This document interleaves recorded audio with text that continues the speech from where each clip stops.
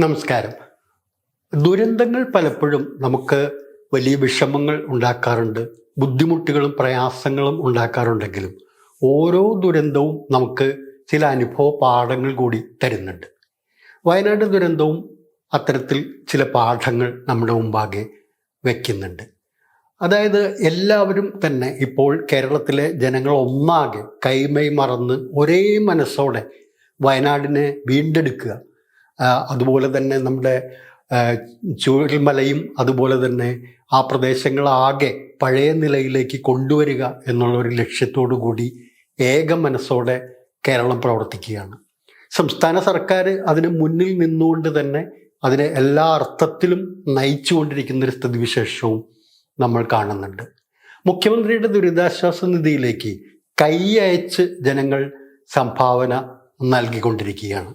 സാധാരണക്കാരായ ആളുകൾ, ചെറിയ വീട്ടമ്മമാർ മുതൽ ഒരു ചെറിയ പെട്ടിക്കട വെച്ച് ബിസിനസ് നടത്തുന്ന വീട്ടമ്മമാരെ മുതൽ വിദ്യാർത്ഥികളടക്കം അവരുടെ കുടുക്കകൾ പൊട്ടിച്ചുകൊണ്ട് അവരുടെ കാതിൽ കിടക്കുന്ന കമ്മലും കയ്യിൽ അണിഞ്ഞിരിക്കുന്ന മോതിരവും ഒക്കെ ഈ സംഭാവനയായി നൽകുന്ന ചിത്രങ്ങൾ നമ്മൾ കാണാറുണ്ട്. എത്രയോ വളരെ മനസ്സിന് നമുക്ക് വലിയൊരു ആശ്വാസം പകരുന്ന കാഴ്ചകളാണ് അത്തരത്തിലുള്ള മഹാപ്രവൃത്തികൾ എന്ന് നമ്മൾ ആലോചിക്കേണ്ടതുണ്ട്.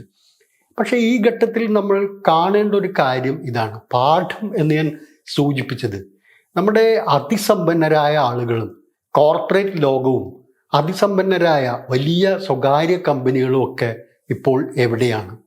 തീർച്ചയായിട്ടും അവരുടെ ഏറ്റവും വലിയ മാർക്കറ്റുകളിൽ ഒന്ന്, ഇന്ത്യയിലെ ഏറ്റവും വലിയ മാർക്കറ്റുകളിൽ ഒന്ന് എന്ന് പറയുന്നത് കേരളമാണ്.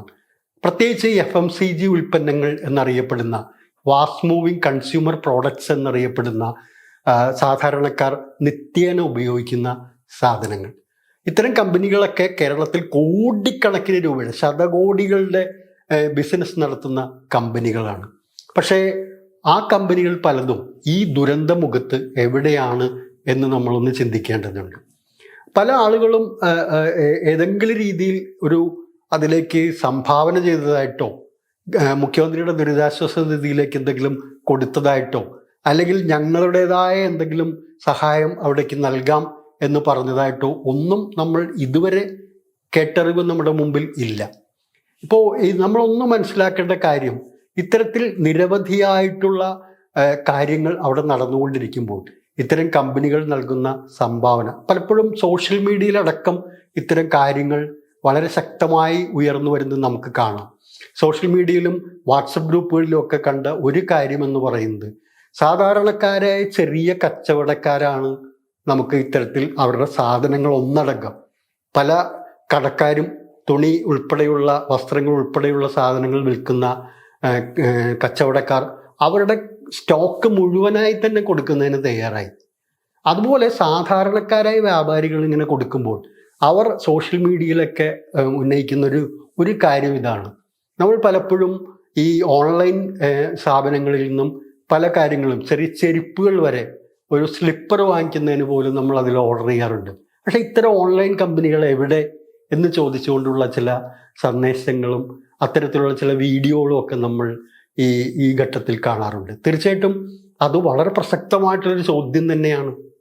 കാരണം ഇപ്പോൾ നമ്മളെടുക്കുക, നമ്മുടെ വയനാട്ടിലെ ഈ ക്യാമ്പുകളിലേക്ക്, ദുരിതാശ്വാസ ക്യാമ്പുകളിലേക്ക് എത്രയോ കോടി രൂപയുടെ ഉൽപ്പന്നങ്ങൾ, എത്രയോ ഭക്ഷ്യസാധനങ്ങൾ ദിവസവും അവിടെ ആവശ്യമാണ്. പക്ഷേ ഏതെങ്കിലും നമ്മുടെ ഇപ്പോൾ കേരളത്തിൽ തന്നെ വലിയ തോതിൽ പരസ്യം നടത്തിയിട്ട് അമ്മയുടെ കൈകൊണ്ട് പൊടിച്ചെടുക്കുന്ന, ഉരലിൽ കുത്തി പൊടിച്ചെടുക്കുന്ന പൊന്നുപോലത്തെ ഗോതമ്പ് കൊണ്ടുണ്ടാക്കിയ ഗോതമ്പ് പൊടി എന്ന് പറഞ്ഞുകൊണ്ടുള്ള പരസ്യമൊക്കെ നമ്മൾ കാണാറുണ്ട്. അതിങ്ങനെ അടുപ്പിലേക്ക് വെക്കുമ്പോൾ തന്നെ കുമളച്ചു വരുന്ന ചപ്പാത്തി കാണിച്ചുകൊണ്ട് ചില കമ്പനികൾ ഗോതമ്പ് പൊടി, ആട്ട വിൽക്കുന്ന കമ്പനികളുണ്ട്. എത്രയോ കോടി രൂപയുടെ ടൺ കണക്കിന് ഗോതമ്പ് പൊടിയാണ് കേരള മാർക്കറ്റിൽ സെയിൽ ചെയ്യുന്നത്. ഞങ്ങൾ ഒരു 100 പാക്കറ്റ് ഗോതമ്പ് പൊടി ഞങ്ങളവിടെ ദുരിതാശ്വാസ ക്യാമ്പിൽ കൊടുത്തേക്കാം എന്ന് ഏതെങ്കിലും ഇത്തരത്തിലുള്ളൊരു കോർപ്പറേറ്റ് കമ്പനി പറഞ്ഞോ? അതുപോലെ തന്നെ നമുക്ക് സോപ്പ് പൊടി, മറ്റ് ടൂത്ത് പേസ്റ്റുകൾ, അങ്ങനെയുള്ള കാര്യങ്ങളൊക്കെ എത്രയോ ആളുകൾ സംഭാവന ചെയ്തിരിക്കുന്നു. അവിടെ ആവശ്യത്തിലധികം സാധനങ്ങൾ പോലും എത്തുന്ന സ്ഥിതിവിശേഷം വരെയുണ്ട്. പക്ഷേ ഏതെങ്കിലും ഒരു ടൂത്ത് പേസ്റ്റ് കമ്പനി പറഞ്ഞോ ഞങ്ങൾ ഒരാഴ്ചയ്ക്കുള്ള അല്ലെ ഒരു മാസത്തേക്കുള്ള ആ ദുരിതാശ്വാസ ക്യാമ്പിലെ പേസ്റ്റ് ഞങ്ങൾ തരാം? ഏതെങ്കിലും ഒരു ബിസ്ക്കറ്റ് കമ്പനി പറയുന്നുണ്ടോ ഞങ്ങൾ അവിടെ ഭക്ഷണത്തിന് ആവശ്യമുള്ള ബിസ്ക്കറ്റും മറ്റു കാര്യങ്ങളും ഞങ്ങൾ പ്രൊവൈഡ് ചെയ്യാം? ഏതെങ്കിലും ഒരു കമ്പനി ഞങ്ങൾ ആവശ്യമായ സോപ്പും മറ്റ് ശുചീകരണത്തിന് വേണ്ടുന്ന കാര്യങ്ങളും ഞങ്ങൾ അവിടെ തരാം എന്ന് പറയുന്നുണ്ടോ? അപ്പം ഇവരെല്ലാം നമ്മുടെ ഒരു മാർക്കറ്റിനെ, നമ്മുടെ നല്ല സമയത്തെ, ഇത്തരം ദുരന്തങ്ങളിലല്ലാത്ത സമയത്തെ പരമാവധി എക്സ്പ്ലോയിറ്റ് ചെയ്ത് കൊണ്ടുപോകുന്ന ഈ കമ്പനികൾ ഒരു ദുരന്ത സമയത്ത് ഒരു റെസ്പോൺസിബിലിറ്റിയും ഒരു സാമൂഹ്യ ഉത്തരവാദിത്വവും കാണിക്കുന്നില്ല എന്നുള്ളൊരു വസ്തുത കാണാതിരിക്കാൻ പറ്റില്ല. കോർപ്പറേറ്റ് സോഷ്യൽ റെസ്പോൺസിബിലിറ്റി എന്ന് പറയുന്നൊരു വാക്കുണ്ട്, CSR. വലിയൊരു വാചാടോപങ്ങളൊക്കെ കാണാം ഓരോ കമ്പനികളും അവരുടെ യോഗങ്ങളിലും അവർ നടത്തുന്ന പത്രസമ്മേളനങ്ങളും ഒക്കെ അവരുടെ കോർപ്പറേറ്റ് സോഷ്യൽ റെസ്പോൺസിബിലിറ്റിയെക്കുറിച്ച് വലിയ വാചാടോപങ്ങൾ, വലിയ വാചാലരാകുന്ന സ്ഥിതിവിശേഷമൊക്കെ നമ്മൾ കാണാറുണ്ട്. പക്ഷേ ഇന്ത്യയിലെ കോർപ്പറേറ്റ് ലോകം ഇത്തരം കാര്യങ്ങളിൽ ജനങ്ങളെ ചൂഷണം ചെയ്യുന്ന ഈ കോർപ്പറേറ്റ് കമ്പനികൾ ഒരു കോർപ്പറേറ്റ് സോഷ്യൽ റെസ്പോൺസിബിലിറ്റിയും ഒരു സാമൂഹ്യ ഉത്തരവാദിത്വവും പ്രകടമാക്കുന്നതിനുള്ള ഇല്ല എന്നുള്ളൊരു പാഠം കൂടി വയനാട് ദുരന്തം നമ്മുടെ മുമ്പിൽ അവതരിപ്പിക്കുന്നുണ്ട്. ചില കാര്യങ്ങൾ ഞാൻ ചൂണ്ടിക്കാണിച്ചു കൊള്ളട്ടെ. റിലയൻസ് ഇൻഡസ്ട്രീസ് ഇന്ത്യയിലെ ഏറ്റവും വലിയ ഒരു ഗ്രൂപ്പാണ്. മുകേഷ് അംബാനി നേതൃത്വം നൽകുന്ന. ഈ കഴിഞ്ഞ ജൂൺ മാസത്തിൽ അവസാനിച്ച 3 മാസ കാലയളവിൽ റിലയൻസിൻ്റെ കൺസോളിഡേറ്റഡ് നെറ്റ് പ്രോഫിറ്റ് എന്ന് പറയുന്നത് 17,448 കോടി രൂപയാണ്. അദാനി എൻ്റർപ്രൈസസ് മറ്റൊരു പ്രധാനപ്പെട്ട വലിയ ചങ്കൻ കമ്പനി. അദാനി എൻ്റർപ്രൈസസിൻ്റെ ഈ ഫസ്റ്റ് ക്വാർട്ടറിലെ ലാഭം എന്ന് പറയുന്നത് 1,455 കോടി രൂപയാണ്. ആദിത്യ ബിർള ഗ്രൂപ്പിൻ്റെ ഈ ക്വാർട്ടറിലെ ലാഭം 1,208 കോടി രൂപയാണ്. IT രംഗത്തെ ഭീമൻ കമ്പനിയായിട്ടുള്ള ഇൻഫോസിസിൻ്റെ ജൂൺ 30 അവസാനിച്ച ത്രൈമാസ കാലയളവിലെ നെറ്റ് പ്രോഫിറ്റ് എന്ന് പറയുന്നത് 6,368 കോടി രൂപയാണ്. മറ്റൊരു കമ്പനി ടാറ്റ കൺസൾട്ടൻസി സർവീസസ്, അവർ നേടിയത് 12,040 കോടി രൂപയാണ്. പക്ഷേ ഈ ജനങ്ങൾ നേരിടുന്ന ഈ ദുരന്തമുഖത്ത് ഈ പാവപ്പെട്ട ആളുകൾ ആടിനെ വിറ്റും കോഴിയെ വിറ്റും ചെറിയ ഒരു തട്ടുകട നടത്തുന്ന ആളുകളും ഒക്കെ കൊടുക്കുന്ന സംഭാവന കൊടുക്കുമ്പോൾ ഇവർ ഇതൊന്നും കാണാതിരിക്കുകയാണോ എന്ന് നമ്മൾ ചിന്തിക്കേണ്ടതില്ലേ? അപ്പോൾ ഇതിനിടയിൽ ഇങ്ങനെ ഓരോ ഘട്ടത്തിൽ കേരളത്തിലെ ജനങ്ങളെ ചൂഷണം ചെയ്തുകൊണ്ട് കേരളത്തിൽ വന്ന് വലിയ തോതിൽ ബിസിനസ് നടത്തിക്കൊണ്ട് ലാഭം കൊള്ളയടിച്ചു കൊണ്ടുപോകുന്നത് ഇത് ചരിത്രത്തിൽ ആദ്യമൊന്നുമല്ല. ദുരന്തമുഖത്ത് കോർപ്പറേറ്റുകൾ, സ്വകാര്യ കമ്പനികൾ, കുത്തക കമ്പനികൾ ഇല്ലാതിരിക്കുന്ന ചരിത്രത്തിൽ ആദ്യമൊന്നുമല്ല. ഗുജറാത്തിലെ സൂററ്റിൽ കുറേ വർഷങ്ങൾക്ക് മുമ്പ് പ്ലേഗ് പടർന്നു പിടിച്ചു.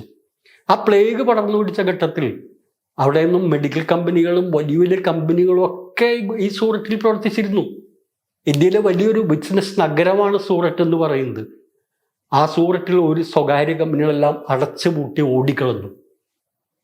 അവിടെ ഗവൺമെൻറ് സേവനങ്ങൾ, ആശുപത്രികൾ ഉൾപ്പെടെ മരുന്ന് കിട്ടാൻ വേണ്ടി ജനങ്ങൾ ആശുപത്രിയിൽ തിക്കിത്തിരക്കി ഡോക്ടർമാരുടെ കാലിൽ വീഴുന്ന ചിത്രങ്ങൾ വരെ ഉണ്ടായി. 100 കണക്കിന് ഡോക്ടർമാരും നഴ്സുമാരും മരിച്ചു വീണു. ഒരു സ്വകാര്യ കമ്പനി അവിടെ തുറന്നു വച്ചിരുന്നില്ല, ഒരു സഹായവുമായിട്ട് അവിടെ വന്നിട്ടില്ല. അപ്പം അതാണ് കോർപ്പറേറ്റ് സോഷ്യൽ റെസ്പോൺസിബിലിറ്റി എന്ന് പറയുന്നത്. ഈ വലിയ വാചകങ്ങളൊക്കെ പറയുമ്പോൾ ഇവരൊക്കെ ഒന്ന് ആലോചിക്കുക, ഈ ജനങ്ങളൊന്ന് ആലോചിക്കുക, ഇവരൊക്കെ ചെയ്യുന്ന കാര്യങ്ങൾ. ഒരു മാധ്യമവും ഇത് പറയില്ല. കാരണം ഈ മാധ്യമങ്ങൾക്ക് ഗോതമ്പ് പൊടിയുടെ പരസ്യം കിട്ടുന്നുണ്ട്, സോപ്പിൻ്റെ പരസ്യം കിട്ടുന്നുണ്ട്, വാഷിംഗ് പൗഡറിൻ്റെയും ടൂത്ത് പേസ്റ്റിൻ്റെയും പരസ്യങ്ങൾ ഈ ചാനലുകളിൽ വരുന്നുണ്ട്. ഒരാളും ഇതൊന്നും പറയില്ല ഇവരെവിടെയാണെന്നുള്ള കാര്യം. അപ്പം അത്തരത്തിലുള്ള നിരവധി സന്ദർഭങ്ങൾ ദുരന്തമുഖത്ത് നിന്ന് ഇവർ ഓടി ഒളിച്ചു പോയി 5 പൈസയുടെ സഹായം കൊടുക്കാത്ത സംഭവങ്ങൾ നിരവധി നമുക്ക് ചൂണ്ടിക്കാണിക്കാനുണ്ട്. ഇപ്പം ഈയിടെ തന്നെ നമ്മുടെ കേരളത്തിലെ ഒരു വലിയ കോർപ്പറേറ്റ് മേധാവി മുഖ്യമന്ത്രിയുടെ ദുരിതാശ്വാസത്തെക്കുറിച്ച് എത്രയോ അപഹാസ്യമായ ഭാഷയിലാണ് സംസാരിച്ചത് എന്ന് നമ്മൾ കണ്ടു. ഈ കോർപ്പറേറ്റ് സോഷ്യൽ റെസ്പോൺസിബിലിറ്റിയെക്കുറിച്ച് വലിയ വാചാലമാവുന്ന ആളുകളാണ് ഈ അപഹാസ്യമായ രീതിയിൽ മുഖ്യമന്ത്രിയുടെ ദുരിതാശ്വാസ നിധിയെക്കുറിച്ച് പറഞ്ഞത്. അതിൽ വരുന്ന പൈസയ്ക്ക് കണക്കുണ്ട്, C&G ഓഡിറ്റ് ചെയ്യുന്നു. ഇതിനെക്കുറിച്ചൊന്നും വിശദാംശങ്ങളിലേക്ക് എല്ലാവർക്കും അറിയാവുന്ന കാര്യങ്ങളിലേക്ക് പോകുന്നില്ല. വയനാട് ദുരന്തത്തിൽപ്പെട്ടവർക്ക്, രക്ഷപ്പെട്ടവർക്കും ഒക്കെ ഉണ്ടായ ഒരു അനുഭവം പലരും പറഞ്ഞിരുന്നത് പലർക്കും ഉടുതുണി ഉണ്ടായിരുന്നില്ല. ഓടിപ്പോയി ഏതെങ്കിലും രക്ഷാകേന്ദ്രത്തിലേക്ക് അവർ കയറുന്ന സമയത്ത് അവർക്ക് വസ്ത്രം ഉണ്ടായിരുന്നില്ല. അവിടെ അന്നേരം ഓടിക്കൂടിയ ആളുകളെ എവിടെ നിന്നൊക്കെ ചില മുണ്ടൊക്കെ സംഘടിപ്പിച്ച് അവർക്ക് കൊടുത്ത കഥകളൊക്കെ കേട്ടിട്ടുണ്ട്. പല മൃതദേഹങ്ങളും പൂർണ്ണമായും നഗ്നമായിരുന്നു എന്ന് സങ്കടത്തോടെ വിതുമ്പിക്കൊണ്ട് അതെടുത്ത ആളുകൾ പറയുന്നത് നമ്മൾ കണ്ടു. അവരാദ്യം ചെയ്തത് തങ്ങളുടെ മുണ്ടഴിച്ചിട്ട് ആ ഡെഡ് ബോഡിയെ പുതപ്പിക്കുകയാണ് ചെയ്തതെന്ന് പറയുന്ന സന്ദർഭങ്ങളുണ്ട്. പക്ഷേ ഈ മുഖ്യമന്ത്രിയുടെ ദുരിതാശ്വാസത്തെ അപഹസിച്ച ഈ കേരളത്തിലെ ഈ കോർപ്പറേറ്റ് മുതലാളി 10 ലുങ്കി അവിടെ കൊടുക്കാൻ തയ്യാറായോ ആ ദുരിതാശ്വാസ ക്യാമ്പിൽ? 10 പാത്രങ്ങൾ, 10 അലൂമിനിയം പാത്രങ്ങൾ ഞാൻ തരാം, നിങ്ങൾക്ക് അവിടെ എന്തെങ്കിലും കുക്കിങ്ങിന് ഉപയോഗിക്കാനായിട്ട്.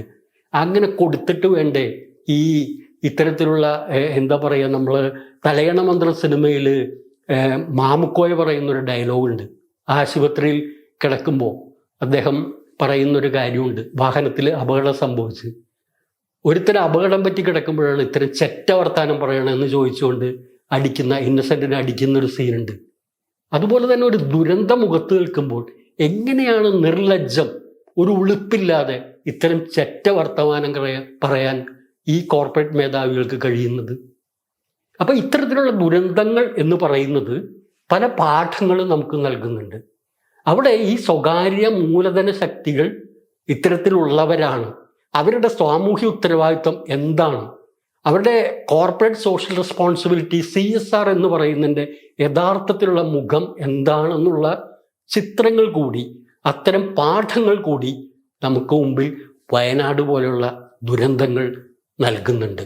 ഇന്ത്യയുടെ ചരിത്രത്തിൽ എല്ലാ കാലത്തും ഇന്ത്യയിലെ കോർപ്പറേറ്റ് മേഖല ചെയ്തിട്ടുള്ളത് ഇതൊക്കെ തന്നെയാണ്. 10,000 കോടി രൂപയുടെ ലാഭം അടിച്ചു മാറ്റി ഓരോ മണിക്കൂറിലും കോടിക്കണക്കിന് രൂപ തങ്ങളുടെ സ്വകാര്യ സമ്പാദ്യത്തിലേക്ക് കുന്നുകൂട്ടുന്ന ഈ ശക്തികൾ ജനങ്ങളെ ചൂഷണം ചെയ്തുകൊണ്ടാണ് ചെയ്യുന്നത്. പക്ഷേ അവർക്കൊരാപത്ത് വരുമ്പോൾ ഒരു സഹായത്തിനും ആരുമില്ല.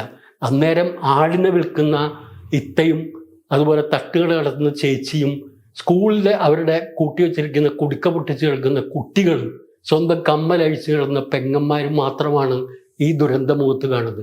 അതുകൊണ്ട് ഒരിക്കൽ കൂടി പറയുകയാണ്, ഇത്തരം സങ്കടകരമായ ഒരു അവസ്ഥയിൽ ഒരു ചെറ്റ വർത്തമാനം പറയാതിരിക്കാനെങ്കിലും കോർപ്പറേറ്റ് മുതലാളിമാർ തയ്യാറാകണം എന്ന് മാത്രമാണ് അഭ്യർത്ഥിക്കാനുള്ളത്. നന്ദി, നമസ്കാരം.